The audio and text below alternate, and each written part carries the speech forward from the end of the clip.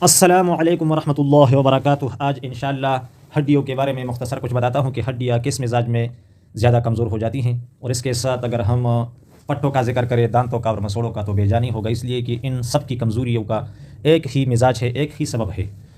سب سے پہلے یہ بات جاننا چاہیے کہ جسم میں سب سے اوپر اعصاب ہوتے ہیں، پھر اس کے نیچے غدود، اور پھر سب سے نیچے پٹھے ہوتے ہیں جو ہڈیوں پر لگے ہوئے ہوتے ہیں، ہڈیوں کے قریب ہوتے ہیں۔ تو یہ سب کس مزاج میں کمزور ہو جاتے ہیں؟ تو وہ ہے گرم خشک، یعنی گرم مزاج۔ جب جگر میں تحریک ہوتی ہیں، نفسیات کی وجہ سے آپ کے جسم میں گرمی آئے، لڑائی جھگڑے ہو اور بحث سے تکرار ہوں، یا کیفیات کی وجہ سے آپ کسی گرم مقام میں رہ رہے ہو، اور یا آپ تلی ہوئی اشیاء، گرم اشیاء زیادہ کھا رہے ہو، تو جسم میں مطلب گرمی بڑھ جاتی ہے اور تحریک جگر والا ہو جاتا ہے، تو اعصاب میں تسکین ہوتی ہے، اور مسلسل تحریک کے ایک جگہ رکنے کی وجہ سے پٹھوں میں تحلیل ہو جاتی ہیں، تو پٹھے اور دانت، اس کے ساتھ مسوڑے خصوصی طور پر، اور ہڈیاں، یہ پگھل کر اور گس کر کمزور ہو جاتے ہیں۔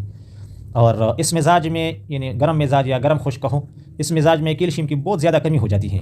حکماء حضرات فرماتے ہیں کہ رطوبات جل جاتے ہیں، تو رطوبات میں پھر جتنے بھی جسم میں رطوبات ہوتے ہیں، کیلشیم والے اعضاء، وہ سب کے سب کمزور ہو جاتے ہیں، منی کی بھی انتہائی کمی ہو جاتی ہے۔ وہ اپنی جگہ ایک موضوع ہے، لیکن یوں سمجھو کہ آپ کی جسم میں آگ زیادہ ہے، تو آگ پھر ہر چیز کو جلا کے رکھ دیتی ہیں۔ تو اگر یہ بات آپ کی سمجھ میں آ گئی ہوگی تو علاج بھی انشاءاللہ تعالی سمجھنا آسان ہے۔ آپ کا مزاج گرم ہے، تو یعنی آگ والا ہے، تو آپ اس آگ کو بجھا دو تو بیماری رک جائے گی اور کمزوری ختم ہو جائے گی۔ اگر ابتدائی ایام ہو مرض کا تو بالکل ازالہ ممکن ہے، دوبارہ آپ کے پٹھے، ہڈیاں، سب کچھ معمول پر آ جائیں گے اور طاقت آ جائے گی۔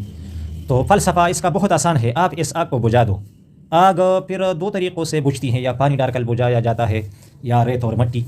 تو ایسی خوراک کھاؤ جو آگ کے لیے بمثل پانی اور رطوبات یا ریت اور مٹی کی طرف ہو۔ تو یہی اس کی علاج کا فلسفہ ہے، تو بہت آسان ہے۔ وہ چند اشیاء میں بتاتا ہوں جو انشاءاللہ تعالی اس آگ کے بجھانے کے لیے بمنزلہ پانی یا ریت اور مٹی کے ہیں۔ مربع ہریڑ صبح نہار منہ یا سوتے وقت بھی کھا سکتے ہیں، لیکن صبح بہتر ہے مربع آملہ۔ اسی طرح آپ املی آلو بخارا کے شربت میں تخم بالنگو ڈال کر 2 یا 3 وقت پیا کرے۔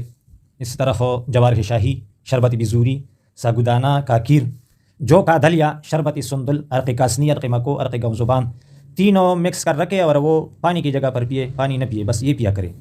اور اس طرح اگر آپ پانی پینا چاہے تو شربت بزوری اس میں ڈالا کرے، عرق بزوری بھی کھا سکتے ہیں، کدو، توری، بھنڈی، اروی، اور اس طرح دودھ، اگر بھینس کا دودھ ہو تو بھی درست ہے، تھوڑا نیم گرم پیا کرے، اس میں کچھ شہد یا چینی ڈال کر استعمال کرے۔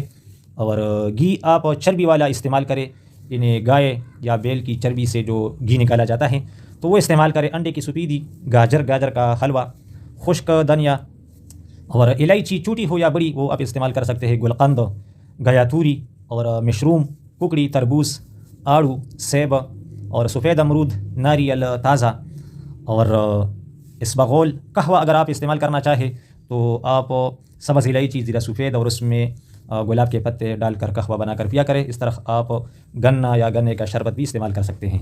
امید ہے کہ آپ لوگ ہڈیوں کی کمزوری کا جو مزاج ہے، جس مزاج میں ہڈیاں کمزور ہوتی ہیں، وہ سمجھ گئے ہوں گے، اور کیوں یہ کمزور ہوتے ہیں تو وہ فلسفہ بھی سمجھ آ گئی ہوگی، اور اس کا علاج کیا ہے اس کا فلسفہ بھی آپ کو سمجھ آ گیا ہوگا۔ انشاءاللہ آپ شرح صدر سے اب اپنا علاج کر سکیں گے۔ السلام علیکم ورحمۃ اللہ وبرکاتہ۔ اور اس کے ساتھ ساتھ جب آپ یہ چیز استعمال کریں گے تو آپ کا خون بنے گا انشاءاللہ۔